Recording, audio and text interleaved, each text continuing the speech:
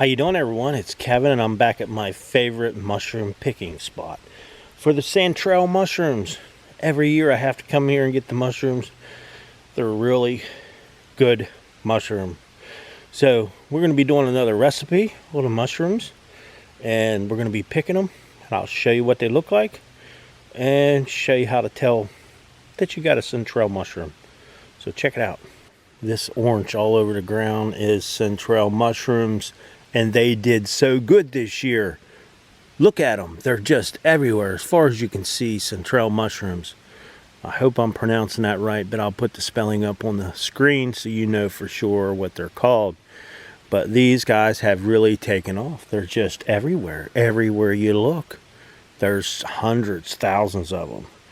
And they're all good to eat. Let me show you just a little bit. Let's get one here that ain't that great. We need a good specimen. This is a perfect specimen of the Chanterelle mushroom right here. You see how the little rippled edge around the outside edge, and then when you break it off, so you can see the bottom of it. There's the top, and when you break the stalk, it should look like chicken. Pulling apart, looks just like chicken. See how it's just grain, like there's grains going down it. So it pulls apart like chicken. So what we're going to do is we're going to pick us a mess of these, get them home, we're going to cook them up. Alright, we got our mushrooms back to the house, and I got some cleaned up here. Now, mind you, you're not going to get every little speck of leaf and everything else off these, but get the majority of them. It's not going to hurt you. So we got about a couple cups of your mushrooms, 1 large onion, 2 cloves of garlic, and about a half a pound of bacon. So we're going to be making some gravy, some wild mushroom gravy from what you see right here. Okay, the first thing I'm going to do is I'm going to put my bacon in here, and we're going to get it cooking. And I just took some regular bacon and just cut it up in chunks. We're going to throw it down in here and let this cook up. Okay, I just cut that in about 1-inch squares. That was like a half a pack of bacon. And let me get that loosened up there a little bit. And then we're going to, you know what, I'm probably going to go ahead and put the onions in there too. We're not going to do the garlic yet. We'll put the garlic in a little bit later.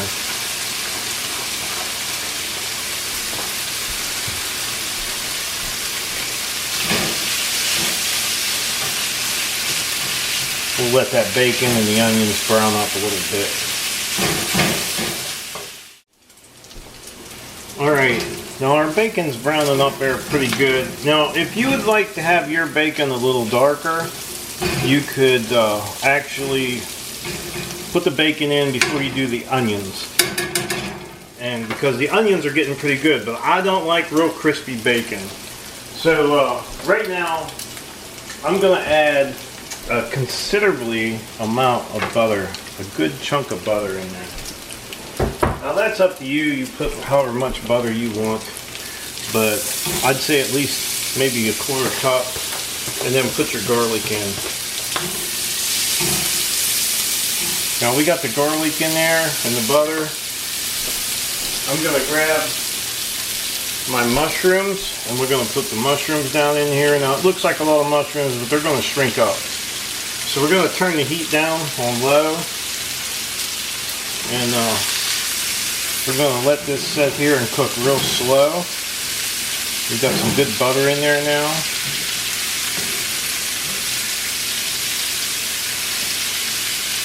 And all that bacon grease that's in there, and the butter, and all that should go right into our mushrooms.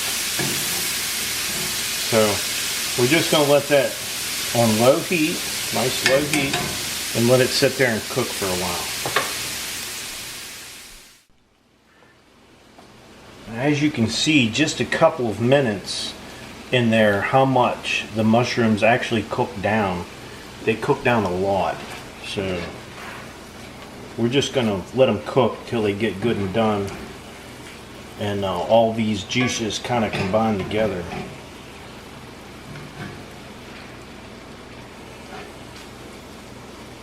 I think I got it on, it's low to medium heat. It's not super low, but not super high either.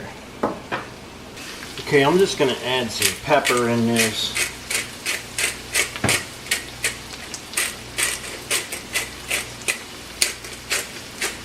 And I'm not going to add any salt to this. You can add salt to taste when the gravy is done.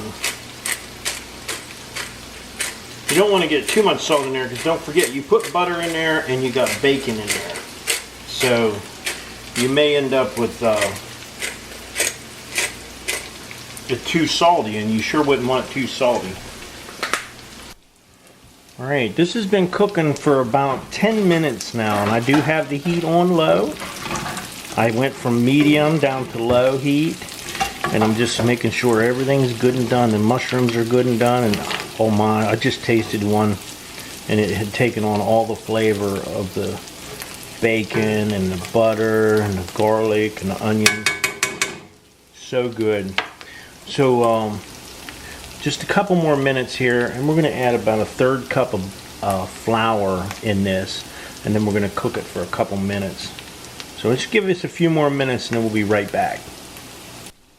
Okay, it's been about 15 minutes, been cooking down for about 15 minutes. We're going to go ahead and add our flour in here, and we're going to just cook. This is a 1/3 cup of flour. So we're going to just kind of cook the flour taste out of it. It's only take a couple of minutes, and it's going to stick to the bottom of your skillet. But those goodies right there in the bottom of that skillet will come off when we put our chicken broth in there. Now it don't look so good right now, but don't you worry, here in a few minutes it'll start looking better.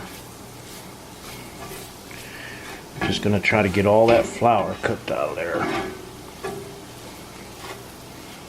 Flour taste, so I say.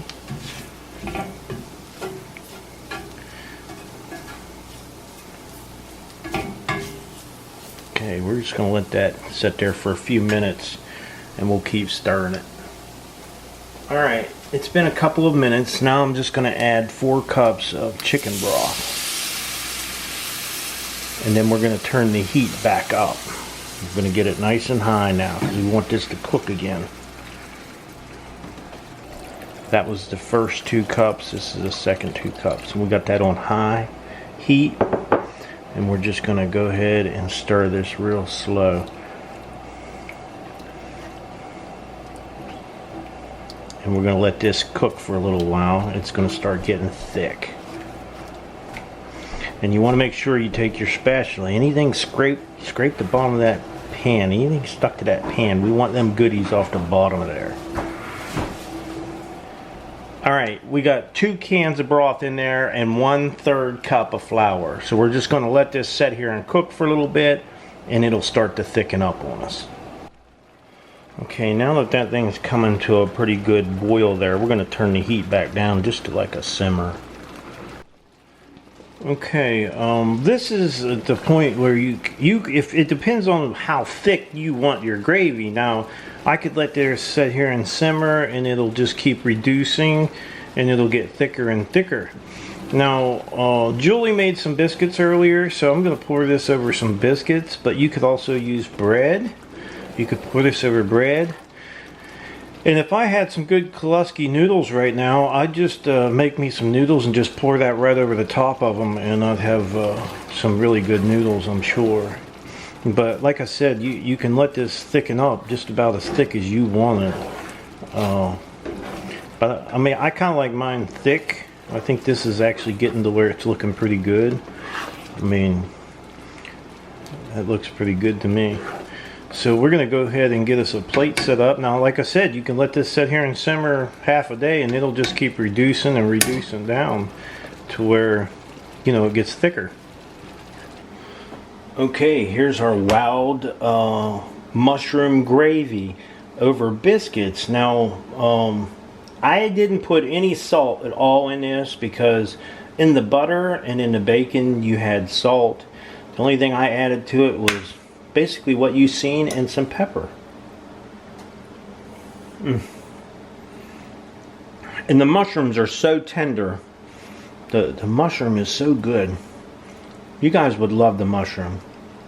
The